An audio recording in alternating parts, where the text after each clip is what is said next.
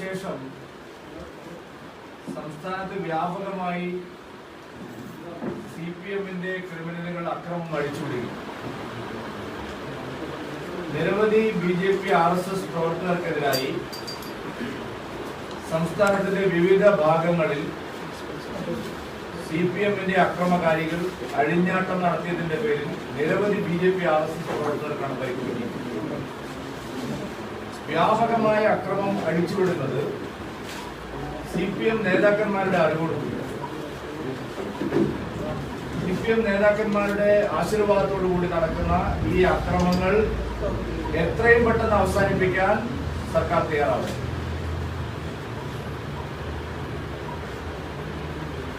മാവേലിക്കരയിൽ BJP സ്ഥാനാർത്ഥിക്കെതിരെ അതിക്രൂരമായിട്ടുള്ള ആക്രമണമാണ് CPM അഴിച്ചുവിട്ടത്.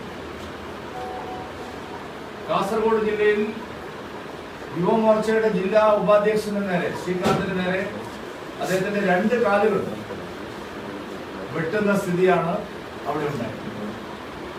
BJP നേതാക്കന്മാരുടെ വീടുകൾക്ക് നേരെ ബോംബാക്രമണങ്ങൾ ഉണ്ടായി. പാനൂരിൽ കൊല ചെയ്യപ്പെട്ട മുസ്ലിം ലീഗ് പ്രവർത്തകന്റെ കൊലപാതകത്തിന് ശേഷം CPM നേതാവ് P. ജയരാജന്റെ മകൻ ഫേസ്ബുക്കിലിട്ട പോസ്റ്റ് വ്യക്തമാക്കുന്നത് വളരെ ആസൂത്രിതമായി ഇങ്ങനെ ആക്രമണങ്ങൾ നടത്താൻ നേതൃത്വം പദ്ധതിയിട്ടിരുന്നു എന്നുള്ളത് തന്നെയാണ്. എല്ലാ അക്രമങ്ങളും CPM-ന്റെ നേതൃത്വത്തിന്റെ അറിവോടുകൂടിയാണ് നടത്തുന്നത്. പലയിടത്തും SDPI തീവ്രവാദികളുടെ സഹായം ഈ അക്രമങ്ങൾക്ക് CPM ഉപയോഗിക്കുന്നു. പുതുതായി SDPI-യുമായി ഉണ്ടാക്കിയിട്ടുള്ള കൂട്ടുകെട്ട് പലയിടങ്ങളിലും CPM-ന്റെ അക്രമകാരികൾക്ക് സഹായകരമാവുന്ന നിലപാടാണ്. അവരും CPM-നോടൊപ്പം RSS BJP പ്രവർത്തകരെ ആക്രമിക്കാൻ രംഗത്ത് വരും. പറക്കളായിലും മാവേലിക്കരയിലും എല്ലാം നടന്ന സംഭവങ്ങളിൽ ഇത്തരം തീവ്രവാദ ശക്തികളുടെ സാന്നിധ്യം, അത്തരത്തിലുള്ള ആളുകളുടെ സഹകരണം ഈ ആക്രമണങ്ങൾക്ക് ലഭിച്ചു. വ്യാപകമായ ആക്രമണമാണ് സംസ്ഥാനത്ത് നടക്കുന്നത്. നേതൃത്വത്തിന്റെ അറിവോടുകൂടിയാണ് ഈ ആക്രമണങ്ങളെല്ലാം നടക്കുന്നത്. അടിയന്തരമായി ആക്രമണങ്ങൾ അവസാനിപ്പിക്കാൻ തയ്യാറായില്ലെങ്കിൽ ശക്തമായിട്ടുള്ള ചെറുത്തുനിൽപ്പുണ്ടാവും എന്ന് പറയാൻ ഞാൻ ആഗ്രഹിക്കുന്നു. പോലീസ് പലയിടത്തും നോക്കുകുത്തികളെ പോലെയാണ് പെരുമാറുന്നത്. പോലീസ് നടപടികൾ സ്വീകരിക്കുന്നില്ല. അക്രമകാരികളെ അറസ്റ്റ് ചെയ്യാൻ പോലീസ് തയ്യാറാവുന്നില്ല. പലയിടത്തും പോലീസ് ക്രിമിനലുകൾക്ക് ഒത്താശ ചെയ്തു കൊടുക്കുന്ന സമീപനമാണ് എടുക്കുന്നത്. പോലീസിനെ വിളിച്ചാൽ വൈകിയാണ് എത്തുന്നത്. വൈകി എത്തിയതിനു ശേഷം നടപടികൾ ഉണ്ടാവുന്നില്ല. പ്രതികൾ അക്രമം നടന്ന സ്ഥലത്ത് തന്നെ ഇപ്പോഴും വിലസുകയാണ്. കാസർകോട്ടെയും മാവേലിക്കരയിലെയും സ്ഥിതിയാണ്. 2 കാലുകൾ വെട്ടി പരിക്കേൽപ്പിച്ച് കാലുകൾ വെട്ടി മുറിക്കാൻ ശ്രമിച്ച് അതിന്റെ ശസ്ത്രക്രിയ കഴിഞ്ഞ് അദ്ദേഹം ഗുരുതരമായിട്ട് ICU-ൽ കിടപ്പാണ്. ആ സ്ഥലത്ത് പ്രതികൾ ഇപ്പോഴും വരച്ചു. അക്രമം നടന്ന അതേ സ്ഥലത്ത് പ്രതികളെ അറസ്റ്റ് ചെയ്യാൻ പോലീസ് തയ്യാറാവുന്നു. പ്രതികളെ കൺമുന്നിൽ കിട്ടിയിട്ടും പോലീസ് അവരെ അറസ്റ്റ് ചെയ്യാൻ തയ്യാറാവുന്നു. പോലീസിന്റെ ഒത്താശ CPM ക്രിമിനലുകൾക്ക് ലഭിക്കും. ഗുരുതരമായിട്ടുള്ള പ്രത്യാഘാതങ്ങൾക്ക് ഇത് വഴിവെക്കും. മറ്റ് പാർട്ടി പ്രവർത്തകർക്ക് തെരഞ്ഞെടുപ്പിന് ശേഷം ജീവിക്കാൻ അനുവദിക്കില്ല എന്നുള്ള നിലയാണ് സ്വീകരിക്കുന്നത്. കൈയും കെട്ടി നോക്കിയിരിക്കാനാവില്ല എന്ന് സൂചിപ്പിക്കാൻ ഞാനാണ്. സംസ്ഥാനത്ത് വ്യാപകമായി പോസ്റ്റൽ വോട്ടുകളിൽ കൃത്രിമം നടത്തുകയാണ്. തെരഞ്ഞെടുപ്പ് കഴിഞ്ഞതിന് ശേഷം വ്യാപകമായിട്ട് കൃത്രിമമാണ് പോസ്റ്റൽ വോട്ടുകളിൽ നടത്തുന്നത്. പോളിംഗിന് മുമ്പ് തന്നെ 80 വയസ്സ് കഴിഞ്ഞ പ്രായമായവരുടെ പോസ്റ്റൽ വോട്ടുകളിൽ വ്യാപകമായ കൃത്രിമം നടന്നിരുന്നു. പോസ്റ്റൽ വോട്ടുകളുടെ സുതാര്യത ഉറപ്പുവരുത്താൻ തെരഞ്ഞെടുപ്പ് കമ്മീഷൻ അടിയന്തരമായി ഇടപെടണം എന്ന് ഞങ്ങൾ ആവശ്യപ്പെട്ടു. പലയിടത്തും സീൽ ചെയ്ത കവറുകളിലല്ല, സീൽ ചെയ്ത ബോക്സുകളിലല്ല പോസ്റ്റൽ വോട്ടുകൾ സമാഹരിക്കുന്നത്. ഈ പോസ്റ്റൽ വോട്ടുകളെല്ലാം കൗണ്ടിംഗ് സ്റ്റേഷനിൽ സുരക്ഷിതമായി എത്തും എന്ന് ഉറപ്പുവരുത്താൻ അടിയന്തര നടപടി തെരഞ്ഞെടുപ്പ് കമ്മീഷൻ സ്വീകരിക്കും.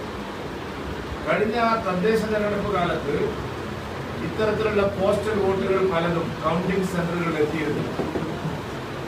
CPM-ന്റെ ഉദ്യോഗസ്ഥന്മാര് BLOമാരുടെ സഹായത്തോടുകൂടി പോസ്റ്റൽ വോട്ടുകളിൽ കൃത്രിമം നടത്തുകയാണ്.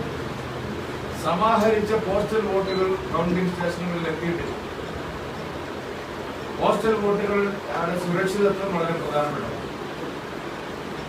ആകെ അടിച്ച പോസ്റ്റൽ ബാലറ്റുകളുടെ എണ്ണം ഓരോ മണ്ഡലത്തിലും തെരഞ്ഞെടുപ്പ് കമ്മീഷൻ അടിച്ച പോസ്റ്റൽ ബാലറ്റുകളുടെ എണ്ണം കൃത്യമായിട്ട് സ്ഥാനാർത്ഥികളെ അറിയിക്കുന്നുണ്ട്. എത്ര പോസ്റ്റൽ ബാലറ്റുകളാണ് അടിച്ചിരിക്കുന്നത്, ബാക്കിയായ പോസ്റ്റൽ ബാലറ്റുകൾ എവിടെയാണ്? ഇത് രാഷ്ട്രീയ പാർട്ടികൾക്ക് ഉറപ്പുവരുത്താനുള്ള അവസരം തെരഞ്ഞെടുപ്പ് കമ്മീഷൻ നൽകണം.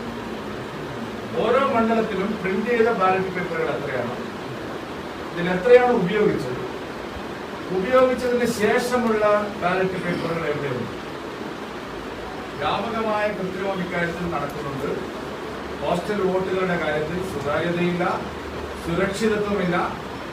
അതുകൊണ്ട് തെരഞ്ഞെടുപ്പ് കമ്മീഷൻ അടിയന്തരമായി പോസ്റ്റൽ ബാലറ്റുകളുടെ കാര്യത്തിലുള്ള കൃത്യമായിട്ട് സംസ്ഥാനത്താകെ എത്ര പോസ്റ്റൽ ബാലറ്റുകൾ പ്രിന്റ് ചെയ്തിട്ടുണ്ട്, എത്ര പോസ്റ്റൽ ബാലറ്റുകൾ പോസ്റ്റലായിട്ട് അയച്ച് ഉദ്യോഗസ്ഥന്മാർക്ക് നൽകിയിട്ടുണ്ട്, 80 വയസ്സ് കഴിഞ്ഞ പോസ്റ്റൽ ബാലറ്റ് ഉപയോഗിക്കുന്ന ആളുകളിൽ എത്ര ശതമാനം ആളുകൾ അത് പൂർത്തിയാക്കിയിട്ടുണ്ട്, തെരഞ്ഞെടുപ്പ് കമ്മീഷൻ എത്ര പോസ്റ്റൽ വോട്ടുകൾ സമാഹരിച്ചിട്ടുണ്ട്, സമാഹരിക്കാത്ത പോസ്റ്റൽ വോട്ടുകളുടെ എണ്ണം എത്രയാണ്, ബാക്കി പ്രിന്റ് ചെയ്ത പോസ്റ്റൽ ബാലറ്റിന്റെ എണ്ണം എത്രയാണ്? ഇത് ഓരോ മണ്ഡലം തിരിച്ചുള്ള കണക്കുകൾ പ്രസിദ്ധപ്പെടുത്തി സ്ഥാനാർത്ഥികൾക്കോ ഏജന്റുമാർക്കോ അടിയന്തരമായിട്ട് നൽകാൻ തെരഞ്ഞെടുപ്പ് കമ്മീഷൻ തയ്യാറാണ്.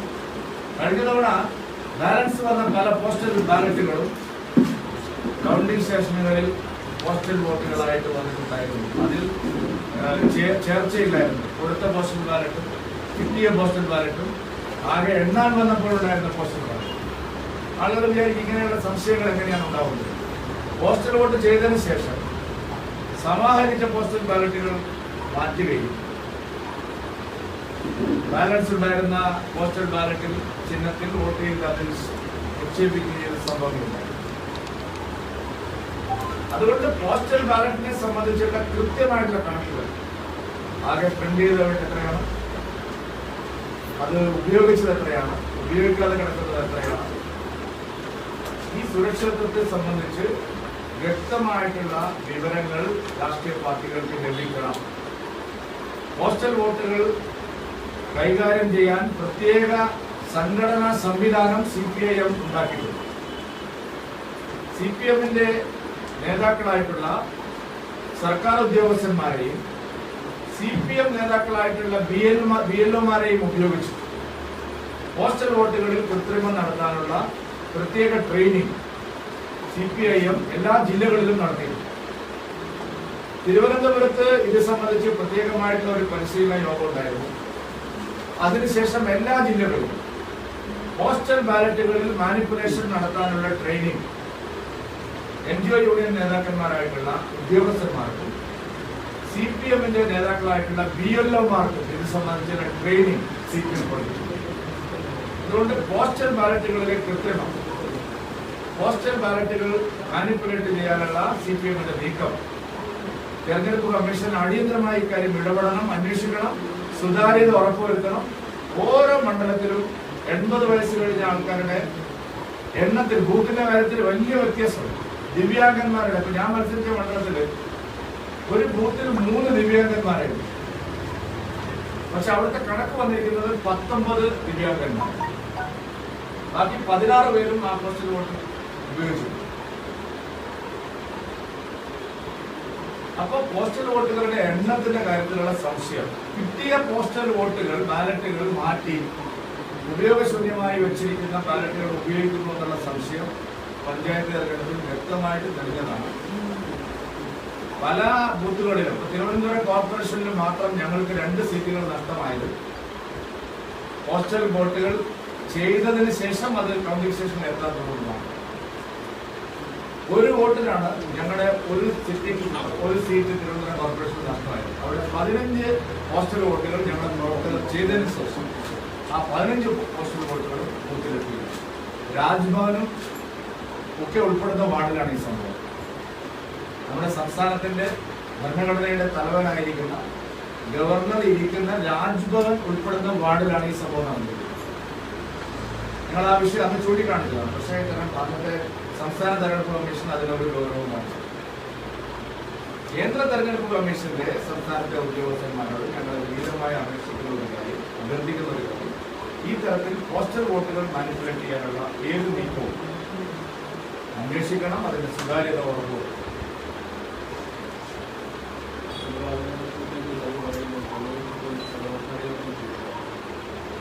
സമാധാന യോഗം ഒരു പ്രശ്നമായതുകൊണ്ട് CPM നേതാക്കന്മാരുടെ മക്കളൊക്കെ ഇങ്ങനെ ഇതൊക്കെ കിട്ടേണ്ടതാണ് കിട്ടിയതെന്ന് ഏത് പാർട്ടിയായിട്ടും കൊലപാതകം നടന്നതിന് ശേഷം ഇറന്നു വാങ്ങിയതാണ് എന്ന് പറഞ്ഞ അതിന്റെ അർത്ഥം എന്താണ്? അങ്ങനെ ഒരു രാഷ്ട്രീയ പാർട്ടി പ്രവർത്തകൻ നേതാവിന്റെ മകൻ പറയുന്നത് എങ്ങനെയാണ് ജനങ്ങൾ വിശ്വസിക്കുന്നത്? ഈ അക്രമങ്ങളെല്ലാം നടക്കുന്നത് CPM നേതൃത്വത്തിന്റെ അറിവോടുകൂടിയാണ് നടന്നത്. പോലീസ് ആക്ഷൻ ഇല്ലാത്തത് കാണുമ്പോൾ എന്താണ് സംശയിക്കുന്നത്? ഞാൻ പറഞ്ഞില്ല, 2 കാൽ വെട്ടിയ ഒരു യുവമോർച്ച നേതാവിന്റെ കേസിൽ അതേ സ്ഥലത്ത് പ്രതികൾ ഇന്നും രാവിലെ പ്രതികൾ അതേ സ്ഥലത്ത് ചായക്കടയിൽ വാൻസൈഡിലൊക്കെ പോകുന്നതാണ്. തെരഞ്ഞെടുപ്പ് കഴിഞ്ഞ ഉടനെ തന്നെ ഇങ്ങനെ അക്രമം ഉണ്ടാകാനുള്ള ഒരു കാരണം എന്തായിരിക്കും? അത് തെരഞ്ഞെടുപ്പിൽ പാർട്ടിക്കെതിരായിട്ട് ഏതൊക്കെ ബൂത്തുകളിലാണോ ജനവികാരമുണ്ടായത്, സ്വന്തം പാർട്ടിക്കാരായിട്ടുള്ള ആൾക്കാരെ ഏതൊക്കെ ബൂത്തുകളിലാണോ അവരെ സ്വാധീനിച്ച് മറ്റു പാർട്ടി വോട്ട് ചെയ്തു, ഇതൊക്കെ നോക്കിയിട്ടാണ് ഈ അക്രമം നടന്നത്. പ്ലാൻഡ് ആയിട്ടുള്ള അക്രമങ്ങളാണ്. തെരഞ്ഞെടുപ്പിലെ വീഴ്ച ഉണ്ടാവുന്ന അടുത്തല്ല, വീടുകൾ കയറി തലേ ദിവസം പറയുകയാണ് നിങ്ങൾ വോട്ട് മാറി ചെയ്താൽ ഞങ്ങൾ അറിയും, പിന്നെ നിങ്ങൾക്ക് ഇവിടെ ജീവിക്കാൻ പറ്റും.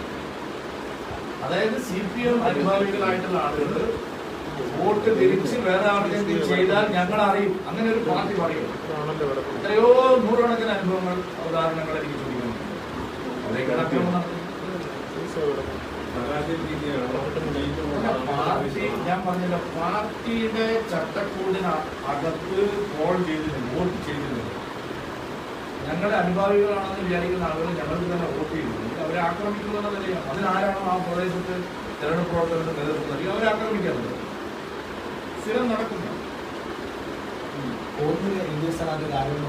UDF BJP വോട്ട് വെച്ചത് ഒരു തെളിവായി പറയുന്നത് അവസാന 6 ദിവസം സ്ഥാനാർത്ഥി മണ്ഡലത്തിലെത്താത്തത് ആ UDFിനെ സഹായിക്കാൻ വേണ്ടിയാണ്. പല കേന്ദ്രങ്ങളിലും ഗ്രാമ നിശബ്ദമായിരുന്നു. നിശബ്ദമായത് ആരാണെന്നുള്ളത് പിന്നെ ചിറ്റാർ സംഘത്തോട് സിഗത്തോട് CPMന്റെ ഏജന്റുമാരെ പറഞ്ഞിട്ടുണ്ടായിരിക്കും. നിങ്ങളെല്ലാം വീടുള്ള മാധ്യമ പ്രവർത്തകർ, ഞങ്ങൾ നിശബ്ദമായിരുന്നാണ്. ആര് പറഞ്ഞു നിതീഷ് കുമാറിനോട് UDF ആണ് ജയിക്കാൻ പോകുന്നത്? നിതീഷ് കുമാർ തോൽക്കുമെന്ന് വിചാരിച്ചിട്ട് ജയിക്കുന്നത് പിന്നെ UDF ആണെന്ന് അദ്ദേഹം അങ്ങനെയാണ്. ഇത് NDA ആണ് ജയിക്കുന്നത്, പിന്നെ എന്ത് വോട്ട് കിട്ടുന്നതാണ്? അവസാന ദിവസത്തെ അഭാവം എന്താണ് അഭാവം? 2 മണ്ഡലത്തിൽ മത്സരിക്കുന്ന സ്ഥാനാർത്ഥി നാട്ടിൽ വോട്ട് ചെയ്യുന്നുണ്ട്. വോട്ട് ചെയ്തിട്ട് നിങ്ങൾ എന്ത് ചോദിക്കും? അതെന്താ അഭാവം? അതിന് ഇത് മാധ്യമങ്ങൾ ഞാൻ ചർച്ചകൾ കണ്ടു പറയണ്ടേ, ഒരു സ്ഥാനാർത്ഥിയാണോ തെരഞ്ഞെടുപ്പിന്റെ എല്ലാ കാര്യങ്ങളും? പാർട്ടിയെ നിങ്ങൾ എന്താണ് തെരഞ്ഞെടുപ്പ് പ്രവർത്തനത്തിൽ എന്തെങ്കിലും വീഴ്ചയുണ്ടായി?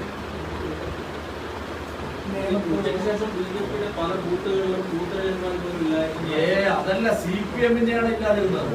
ഞങ്ങളുടെ എല്ലാ ബൂത്തിലും ആളുണ്ടായിരുന്നു. CPMന്റെ MLA, സിറ്റിംഗ് MLAയുടെ നാട്ടിൽ പോലും പല ബൂത്തുകളിലും ഏജന്റുമാരുണ്ടായിരുന്നു. 3 മണിക്ക് ഒരു നേട്ടങ്ങൾ. അതാണ് സത്യം സംഭവിക്കുന്നത്.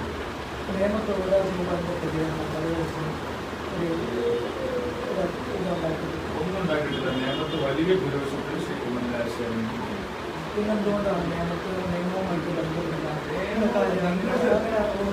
ഞാൻ പറഞ്ഞത് മാധ്യമങ്ങളുടെ അജണ്ട മനസ്സിലാക്കാൻ കഴിയാത്തതാണ്.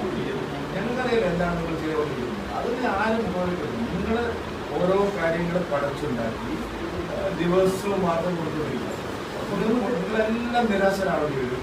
മെയ് 2-ാം തീയതി ഞങ്ങൾക്കെതിരെ ഇത്രയും ദിവസം വാർത്തകൾ പഠിച്ചുണ്ടാക്കിയ എല്ലാ മാധ്യമ പ്രവർത്തകരും നിരാശരാകും. നിങ്ങളെ ചോദിക്കുന്നത് എന്താണ്? നിങ്ങൾ ചോദിക്കുന്ന ചോദ്യത്തിന്റെ ഉത്തരവാണ് നിങ്ങൾ കൊടുക്കുന്നത്. അതിന് മറുപടിയാണോ നിങ്ങൾ? ആ വാർത്തയുടെ ഭാഗമായിട്ട് എന്തെങ്കിലും വാർത്തയാണോ നിങ്ങൾ കൊടുക്കുന്നത്? എന്ത് പറഞ്ഞതാണ്? അദ്ദേഹത്തിന്റെ നിയമത്തെ MLA ആണ്. അദ്ദേഹത്തിന് അത്തരം കാര്യങ്ങളെ അറിവുള്ളൂ. നിങ്ങൾ വേണ്ടാത്ത കാര്യങ്ങളെ എഴുതിയുള്ള അദ്ദേഹം പറഞ്ഞ ഒരു തരത്തിലും അദ്ദേഹത്തിന്റെ വാക്കുകളിൽ ഒന്നും തന്നെ സംശയിക്കാനില്ല. നിങ്ങൾ വെറുതെ സംശയങ്ങളുണ്ടാക്കി ഇത് ആ വേദയൊന്നും ഇന്നത്തെ കാലത്ത് നടക്കില്ല.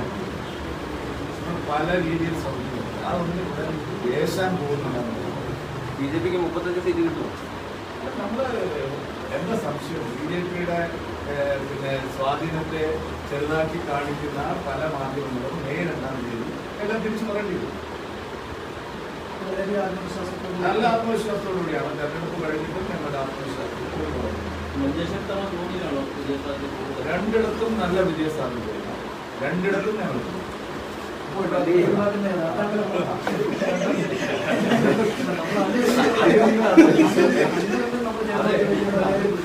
പറയേണ്ട സമയമൊന്നും വോട്ടെടുപ്പ് കഴിഞ്ഞല്ല ഇനി അല്ല. അങ്ങനെ വോട്ടെടുപ്പ് കഴിഞ്ഞൊന്നുമില്ല. അത് പല കാര്യങ്ങളും പരിഗണിക്കാറുണ്ട്.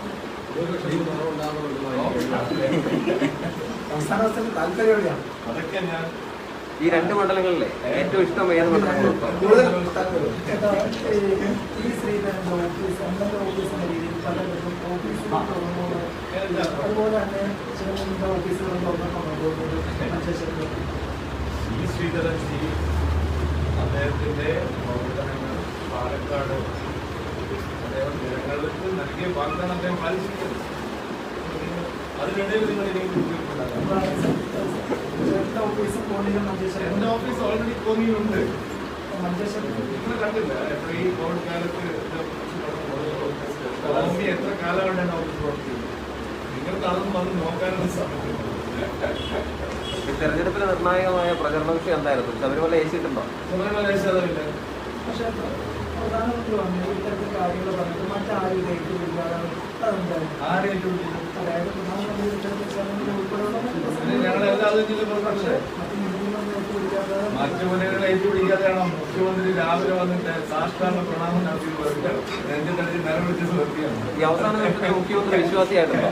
അവസാന നിമിഷത്തിൽ മുഖ്യമന്ത്രി വിശ്വാസിയായോ? എവിടെ വിശ്വസിച്ചത്? ആർക്കും വിശ്വസിക്കും. മുഖ്യമന്ത്രി എന്താണ് പറയാ, ഇനിയും എഴുതിയല്ല 3 മുന്നണികളും അവസാനമായപ്പോ അയ്യപ്പൻ സന്ദീപിന്റെ മൊഴി പൂർണ്ണമായിട്ടും വെളിപ്പെടുത്താൻ ഒക്കില്ല. അതുകൊണ്ടാണ് സർക്കാരിന്റെ വെപ്രാളം കാണുന്നത്. സർക്കാർ ഇങ്ങനെ പേടിച്ച് എന്തിനാണ് ഇങ്ങനെ വേവലാതിപ്പെടുന്നത്? സർക്കാരിന് അറിയാം കാര്യങ്ങൾ അങ്ങനെയാണ് പോയത്. NSSന്റെ പ്രസ്താവനയിൽ രാഷ്ട്രീയം ഉണ്ടായിരുന്നു അവസാന ദിവസം. അല്ല, NSS പ്രസ്താവന വളരെയധികം അർത്ഥവത്തായിട്ടുള്ള സൂചനകൾ നൽകിയാണ്. ഇന്ന് വിശ്വാസ സംരക്ഷണത്തിന് കൊണ്ടുവരുന്നവർ 2 സാമൂഹ്യ നീതി നിങ്ങൾക്ക് വായിച്ചെടുക്കാൻ മതി. ഒന്നിലും യുവസ്ഥാനത്ത് ഓർമ്മിപ്പിക്കുന്ന പറഞ്ഞിരിക്കുന്നത് NSS സഹായം ഓർമ്മിപ്പിക്കുന്നതാണ്. അത് ഈ മത്സരിക്കുന്ന എല്ലാ സ്ഥാനാർത്ഥികളും ഭരിക്കുന്നുണ്ട്. ഇപ്പോൾ നമ്മൾ വോട്ടർമാരെ കാണാൻ പോകുന്നു. അപ്പോൾ എല്ലാവരും കാണാൻ പോകുമ്പോൾ ഒരു 99.9% ആൾക്കാരെ വോട്ട് ചെയ്യില്ല എന്ന് പറയും. ഓർമ്മിപ്പിക്കുന്ന അങ്ങനെ ഒരു കാരണമുള്ളതാണ്. റോഡ് വീട്ടിൽ കഴിഞ്ഞ ദിവസം ഒരു പ്രസ്താവന ഇറക്കിയത് ഈ 2019 ലോക്സഭാ തെരഞ്ഞെടുപ്പിൽ ശബരിമല വിഷയം ചർച്ച ചെയ്യുന്ന സമയത്ത് പോലും കെ സുരേന്ദ്രന് വിജയിക്കാൻ കഴിഞ്ഞില്ല. അപ്പോൾ ആ എന്തിനാണ് ഇത്ര വേദന? ഞാൻ റോഡിൽ വീട്ടിനെ കുറിച്ച് ഒന്നും പറഞ്ഞിട്ടില്ല. അയാൾക്ക് ഇത്ര പരിഭ്രമന്താണ്. വോട്ട് പെട്ടിയിലായില്ലേ? നമുക്ക് 2008 പറഞ്ഞാൽ പറയും. ഇതിലാണ് ഇത്രയും പരിഭ്രമിക്കുന്നത്. 3 സ്ഥാനാർത്ഥികളൊക്കെ ഞങ്ങൾ കണ്ടു. പരിഭ്രാന്തി ഇല്ലാത്തത് കെ സുരേന്ദ്രൻ മാത്രമേ. എന്തിനാണ് ഇത്ര ജനങ്ങൾ തീരുമാനിച്ച് വോട്ട് പെട്ടിയിലായി? ഞാൻ സമ്പൂർണ്ണമായിട്ട് ആത്മവിശ്വാസമാണ്. എനിക്ക് കോന്നിയിലെ വോട്ടർമാരെ 100% വിശ്വാസമാണ്.